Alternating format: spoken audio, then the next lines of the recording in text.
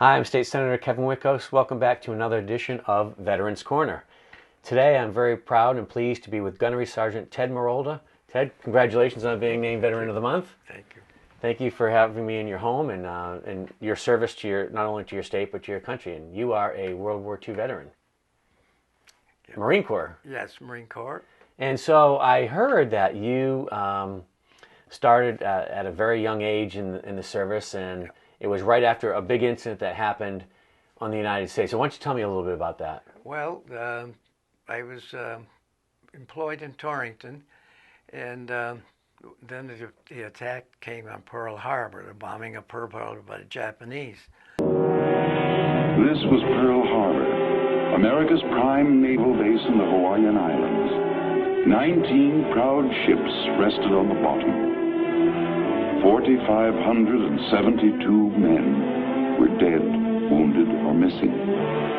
In the hands of Japan rested the balance of power in the Pacific. Bought at a known cost of 48 planes shot down, 3 midget submarines, perhaps 150 men. And a friend of mine who was working with me, I said, I'm going to go sign up. And he said, I'm coming with you. So we both went to, and we were going to, we were going to join the Navy, and something turned up. They didn't have a Marine recruiting sergeant in Torrington, so we went to Waterbury and we signed up in the Marines. Wow, you and a friend just like that. Yep, 4-year enlistment. You know, and I tell you, patriotism was so great, and that's a great example of patriotism that folks wanted to do whatever they could. We couldn't wait to get into the action. Right. Yeah. Similar to what happened after September 11th, 2001, the recruiting officers said there were a large number of people, walk-ins, that said, I want to join the military and defend my country. Yep. And I understand your brother almost went down on the same day and joined another branch of the service. He joined the Navy at almost the same day. And my brother Edward, who was in the Army, was called up. He was in a year and a half before the war started in the National Guard. They called all the National Guard up, and he went to Dunedin, Florida, in the Army there. And it was a sham. He said they had trucks painted, tanks with a sign on it. It was supposed to be a tank for maneuvers, and they had very little weapons. It was just the start of before the war started, and they said it was almost a disaster down there. They had no equipment. But we didn't have that much after World War I, right? Yeah. There was such a big gap in between World War I and World War II that the military was just kind of going along on a snail's pace, and we were just getting along to maintain until, as you said, the Japanese bombed Pearl Harbor and really thrust us into the war. Oh, the lines of men waiting to enlist. They were like in New York City. The fellows had to wait hours and hours just to get in the recruiting office. There was lines and lines of young men wanting to sign up. So what was it like? How soon after you signed up? You came home? Did you tell your parents? Yes. Hey, guess what I did? Yeah. And what did they say? Told my girlfriend, who later was my wife, and she wasn't too happy about it. But she understood. Yeah. Well, I don't think so. So how soon after you signed up did you depart for I told them I didn't training? want to leave until after Christmas. And so they took us to Springfield, and we were sworn in by a Marine colonel, 4-year enlistment. And then we went by train down to Parris Island, South Carolina, for our boot camp training, which was very, very difficult for young men who never left home, and it was hard down there. And you were 18, right? Yes. Yeah. And was the train crowded? I mean, if you had the recruiting line so long, well, we were all recruits. Right. When one on the train going down, and they would ask who had any kind of military training, and if anybody had ROTC or anything like that, they put them in charge. So, but then we landed in Parris Island, and the drill sergeant got on the train, and you know the routine. He whipped into shape pretty quick. Oh, man. And you were down there for a 6-week period, 12 weeks? Oh, no. We were, it was 3 months boot camp. 3 months, okay. You're actually, they call you a recruit. You're not a Marine. You're not a Marine until you finish the 3-month training boot camp. And then they give you a globe and anchor, and then they call you a Marine then. Yeah. And did you get a chance to choose your specialty, what you wanted to do, or did they ask you what interests you had? No, we were sent to North Carolina, and we were in line, and my buddy was ahead of me, and we were supposed to say the same thing. And I forget what I told him I wanted to do. Well, anyway, Phil Duluth, who was from East Kane in Connecticut, he said, I want the first thing to send me overseas. But that wasn't what we planned to say, because we wanted to stay together. Right. And we got separated. And Phil went into an infantry unit, and I don't know if you ever heard of Chesty Puller. No. He was one of the most famous Marines ever. And he went into that unit. Chesty Puller was his colonel. Wow. Yeah. So Phil, we were separated, and we got together once in a while. Sure. And what did you get sent to do? What was your I was task? sent to the 1st Amphibian Tractor Battalion. The 1st Amphibian, it was the first one ever. They developed this tractor to go through the swamps in Florida, and a Marine officer saw it, and he figured that it would be a good thing for the Marines because we could land troops and bring them ashore and then go back for supplies, and that's what we did. When we landed at Guadalcanal, we came ashore. We had troops. We'd bring them in first. Once all the troops were landed, we'd go back and we'd pick up supplies. We'd pick up ammo or medical supplies. But it's quite an operation and a lot of people don't realize it, but you just don't load up a ship and send it into action. We went to Wellington, New Zealand from the United States. I think we were one of the first ships to leave the United States. Where did you leave from? From the West Coast or the East Coast? No. From the East Coast, we went down to the Caribbean and to the Panama Canal and went unescorted all the way to Wellington, New Zealand, unescorted. Unescorted. They said if a man fell overboard, they couldn't stop to pick him up. So we landed there in Wellington, and I think there was 10,000 aboard this one ship. It was one of the biggest transports the United States had. The USS Wakefield. I think it was the luxury liner Manhattan. It was a big. It was a conversion. And of course, it wasn't set up for troops, but we managed. The water was rationed at 1 canteen cup a day for drinking. Showers were seawater, and we were 31 days aboard ship. Wow. To get to Wellington, New Zealand. And then you restocked from there, and did they gut the ship? I mean, if it was a luxury passenger ship, and now its main mission was to transport troops and supplies, it must have gone through quite a transformation. Oh, yeah, it was very crude. I mean, they had bunks down in the holes that were 5 deep going up. They were just canvas with metal around the edges, and that's the way and at sunset and sunrise, you were locked in. Big steel doors were closed. Because if you were hit in your compartment, you're dead, but the ship wouldn't sink because the water wouldn't get into the rest of the ship. So we're at night, sunset, that's the most dangerous part for submarines, sunset and sunrise, because you're silhouetted against. And they would lock you in, which wasn't a nice feeling.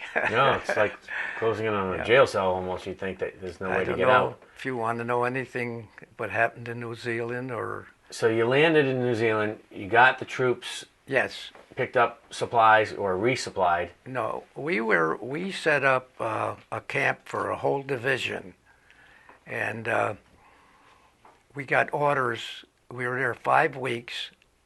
The Army Air Corps sailed over the island of Guadalcanal and saw the Japanese were building a huge airfield. Now, if this airfield was completed, Australia and New Zealand would have been occupied by the Japanese because there was nothing stopping. And this island dominated the lanes for ships to get to Australia and New Zealand. So we were supposed to spend 6 months in New Zealand training because we were really green troops. Yeah, so you were green. And they ordered us to go back to the docks, and we had to unload all the troop ships, 30 troop ships. Every one had to be unloaded and then loaded for combat. Medical supplies, of course, on top of the list and so on. And it was all planned out. And it was very disheartening there because the longshoremen, the New Zealand longshoremen, wouldn't work 24 hours a day.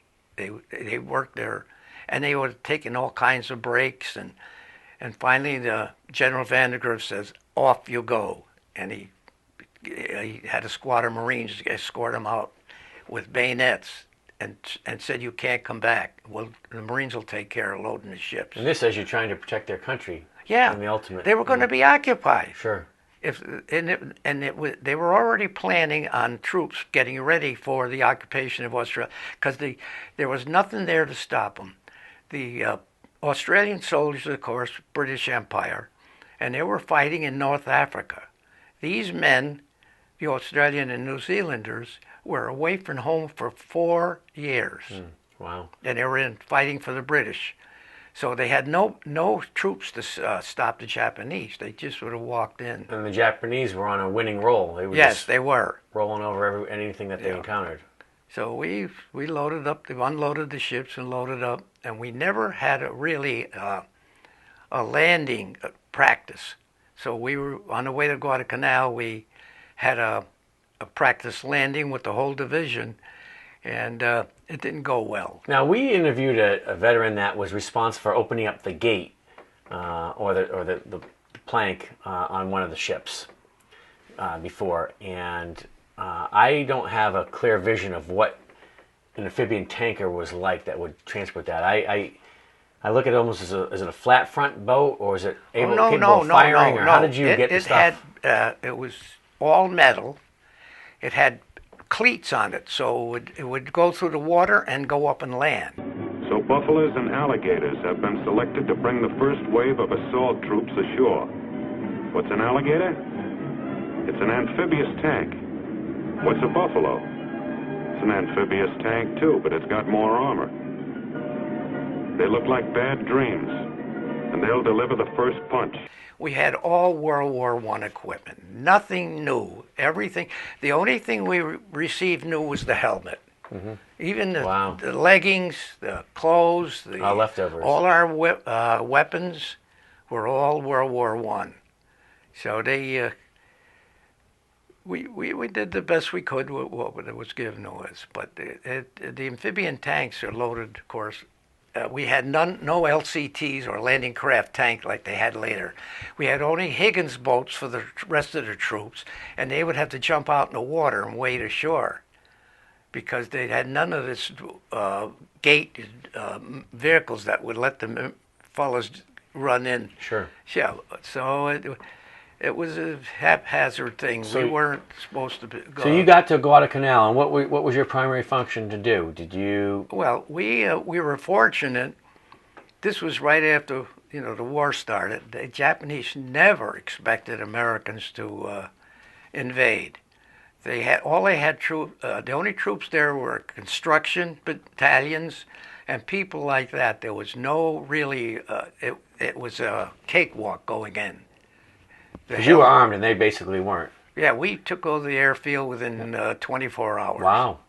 And then, of course, the part of the story is that we were unloading ships after we landed the troops with the amphibian back and forth. And early the next morning, they said, go back to the island and stay there.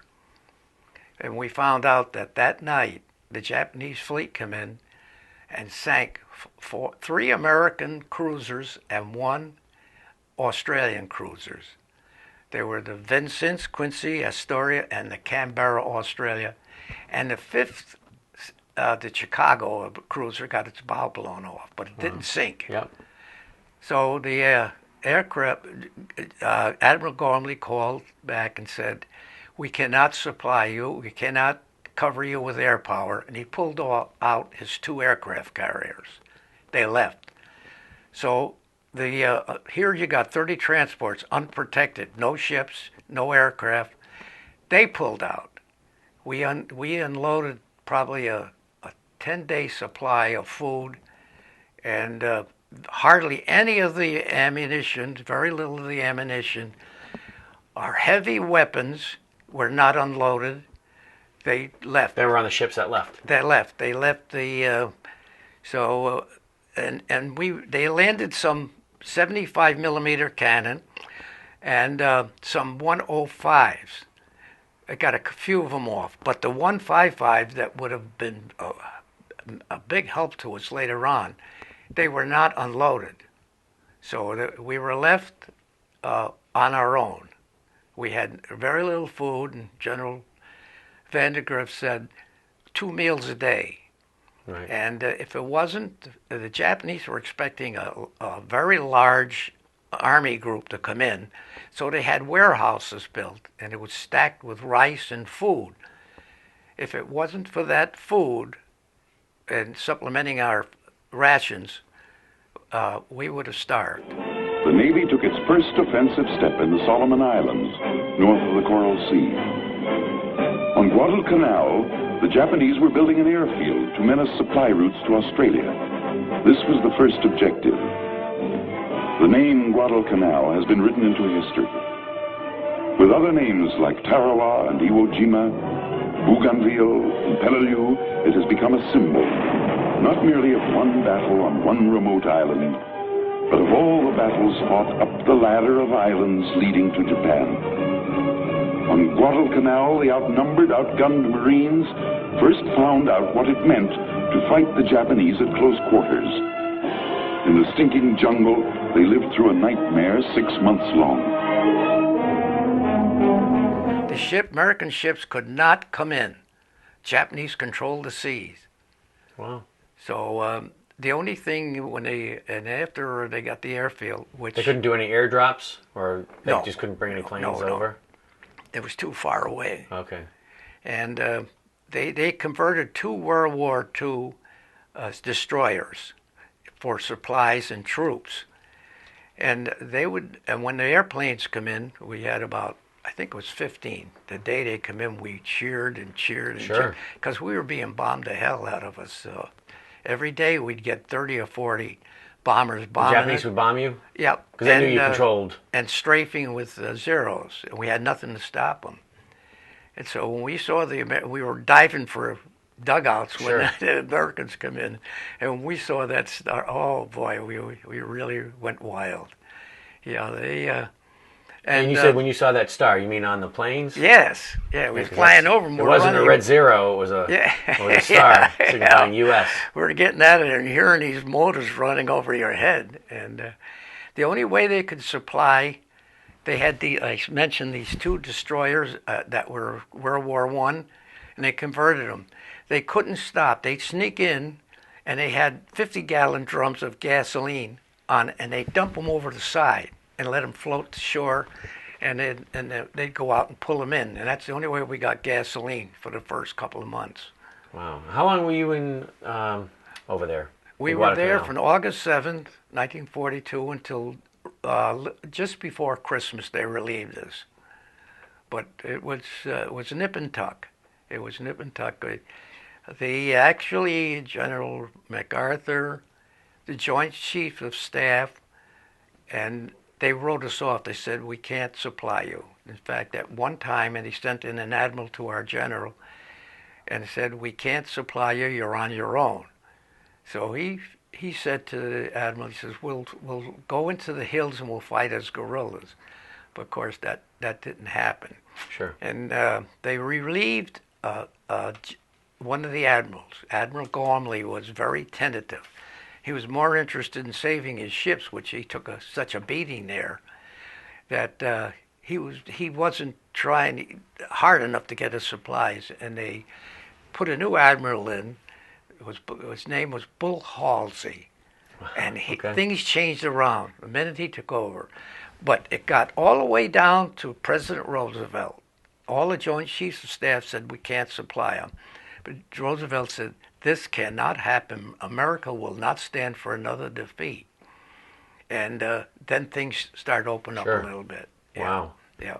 Thank goodness the Japanese had stored so much food in preparation. Yes. Otherwise, you all probably would have starved to death. They had loads of sake and beer. And, of course, that wasn't too good, the sake. So the MPs took the cases out in the middle of the road and took two of these big bottles and smashed them and poured them. But the beer disappeared somehow. And that never got destroyed. In fact, I got a label from one of the beer bottles, and one of my friends told me they're still making the same beer today. Wow. Yeah, so it was tough. There was just one battle after the other, and right off Guadalcanal, they call it Iron Bottom Sound. There's 40 American ships sunk, and 45 Japanese ships sunk. Is it really That's why deep they there? call it Iron Bottom Sound. Iron Bottom Sound. Yep. There was tremendous naval battles there, and if it wasn't for the aircraft, I don't think we would have survived. It's interesting that sometimes history doesn't tell us all the stories. The focus seems to have been on the day Pearl Harbor was attacked, December 7th, 1941. Then the Battle of Midway seemed to be... I don't mean to... No. But that was the first victory at sea in World War II. And Guadalcanal was the first offensive action of World War II. It was the first D-Day of World War II. And from that day forward on, the Japanese never had another victory. They rolled all the way up the islands from Guadalcanal, but that was the start. And the Battle of Midway. They sank 4 Japanese aircraft carriers. Well, I think the president was so right, I guess, when he said that we can't, our first offensive, we can't lose that first offensive, especially all the men that were serving. How big was your battalion? Did you land a whole battalion there? Was probably, we had A Company. I was in A Company, 1st Amphibian Tractor Battalion. And we had A, B, and C, and D. And there's about 200 and some men to a battalion. It was really, we were very fortunate. We were stationed somewhere near the airfield, which was good in some ways and very bad in other ways, because when the Japs bombed, they were trying to always destroy the airfield. And what happened to you when, I know there was a story behind that. Well, were they bombed basically at night during the day, or it was 24/7?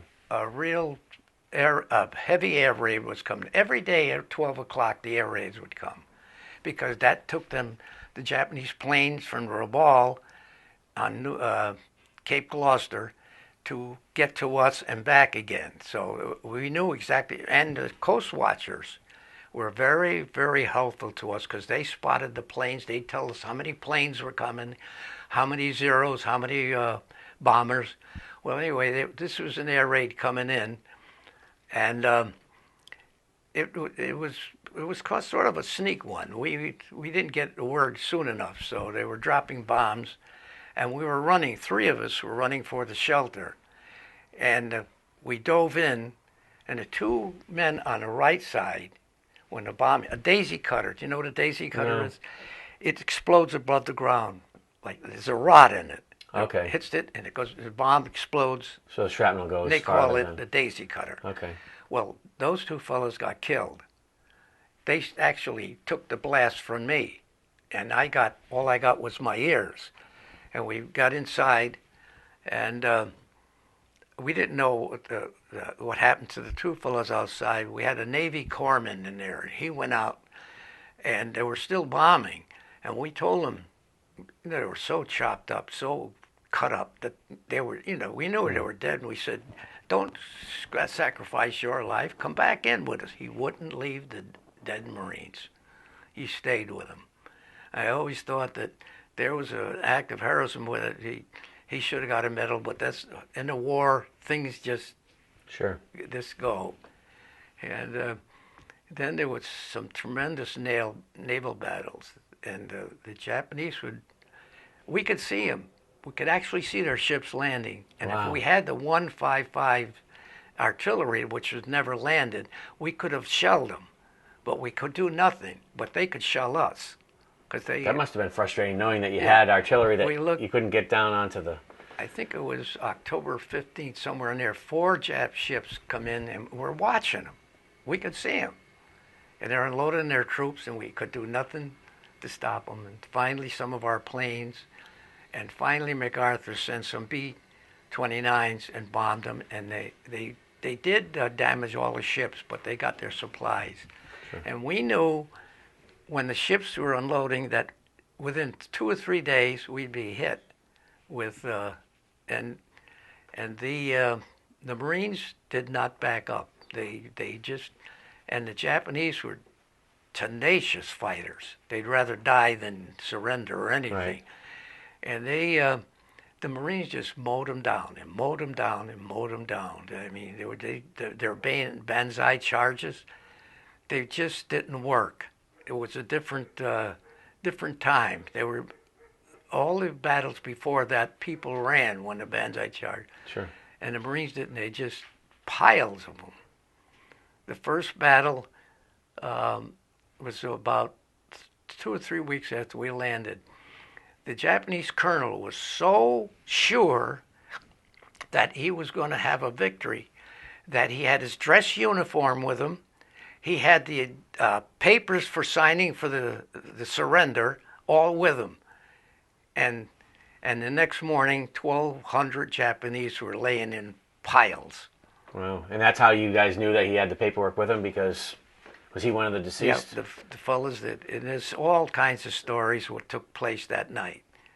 One man was blinded, and he could still fire a machine gun, and the other men who were so badly wounded would feed him the belts, and he was blinded, and he'd keep firing.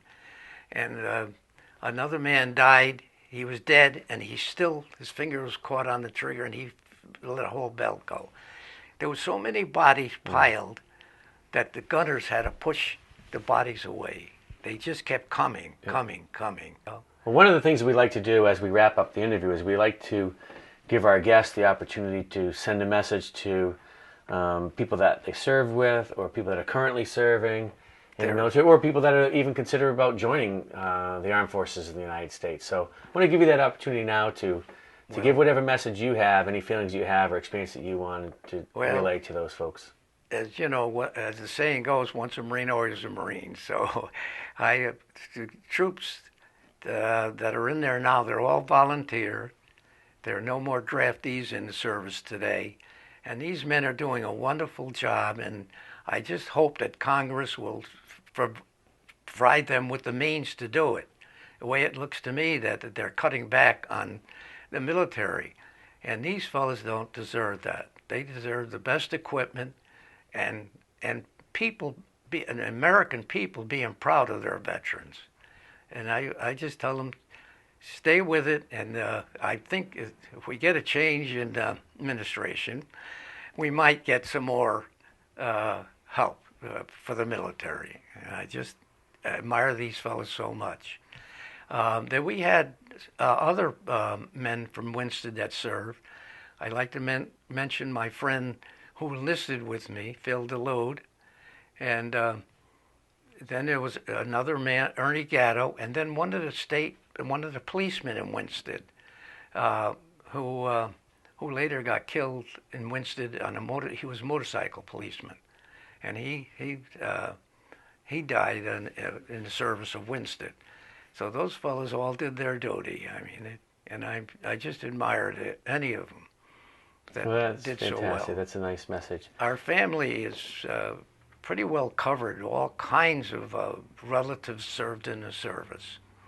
My son Ted was a captain in the dental corps, and then cousins who were in the service.